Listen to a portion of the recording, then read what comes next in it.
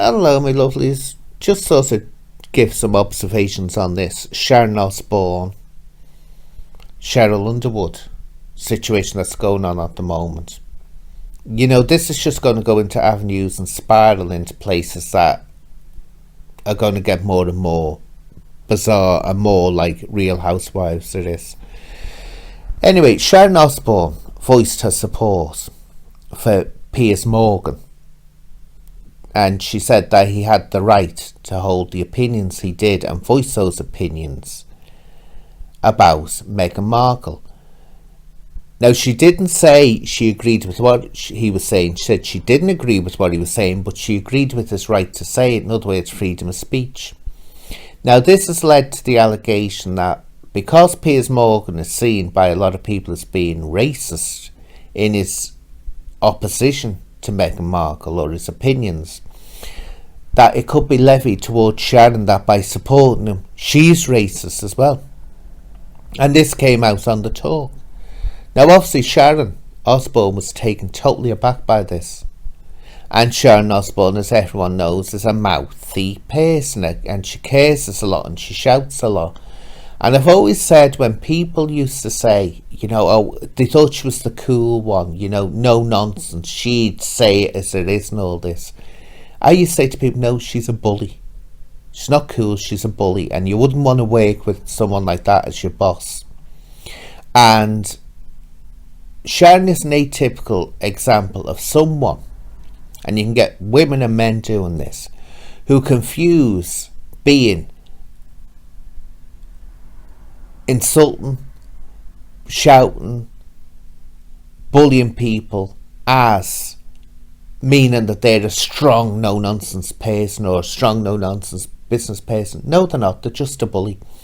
And I was told years ago, and this is true, a true good manager or business entrepreneur comes up with an idea, needs their employees to do certain tasks to get that idea, to get that aim accomplished, to make it happen.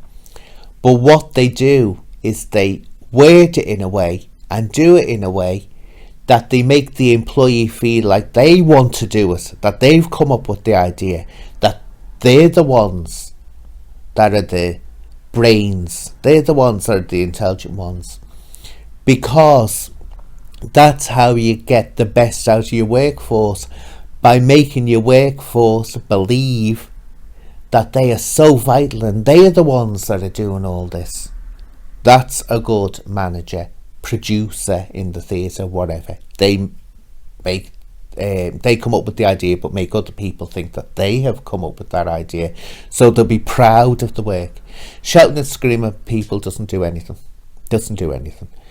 Anyway, that's my views on Sharon. Now, Sheryl handled herself very, very well.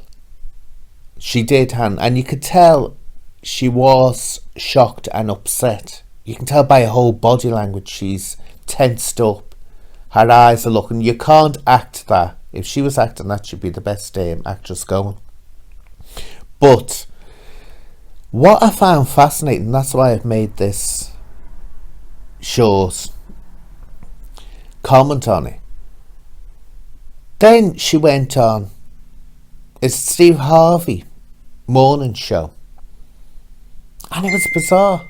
It was absolutely bizarre listening to her.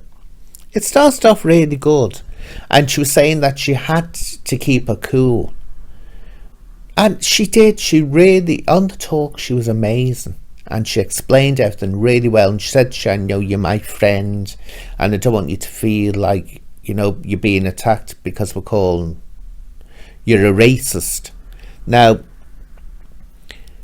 a different Sheryl Underwood suddenly appeared on this morning show, and she starts talking about God has done this, and she starts off, I'll read a bit of what she says.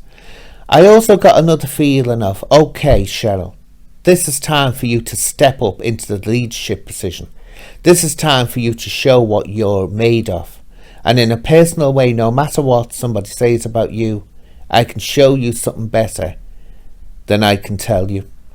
So she goes on about that, and she got lots of calls from all over the world saying how wonderful she was. Then hits us with this bombshell. And I want people to know this.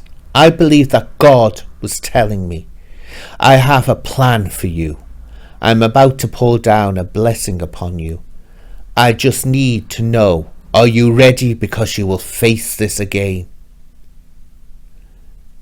What? What? So basically what she's saying is, Piers Morgan had this spat about Meghan Markle.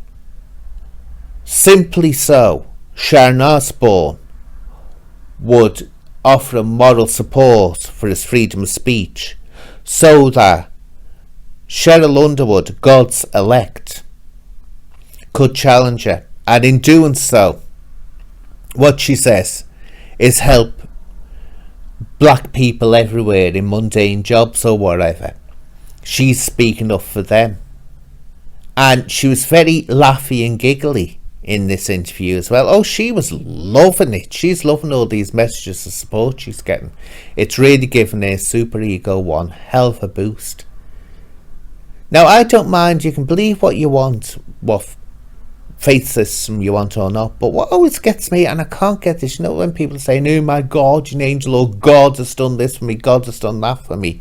As you know, that Rolex watch is glinting on the wrist, or the Gucci bag is swinging from the shoulder, that God has done all. When is God going to actually turn around and say, oh, I know what, there's millions of people starving in famines, there's millions of people dying of thirst, oh look, there's people languishing in hospitals with horrific illnesses, children and adults who are left for years to languish in pain. Oh, I'll just forget them. What I'll do is I'll use Sheryl Underwood to show up that Piers Morgan is a racist, and she's a racist for supporting him. Are you kidding me? I mean, each their own. If she wants to believe that, she can, but it seems strange. But it's such a completely different Sheryl Underwood than was on the talk. But I just thought I'd say that. I found that absolutely amazing. But as I say, Sharon Osbourne, I never did like her. Never did like her. Is she a racist? Well, that's not for me to decide whether she's a racist or not.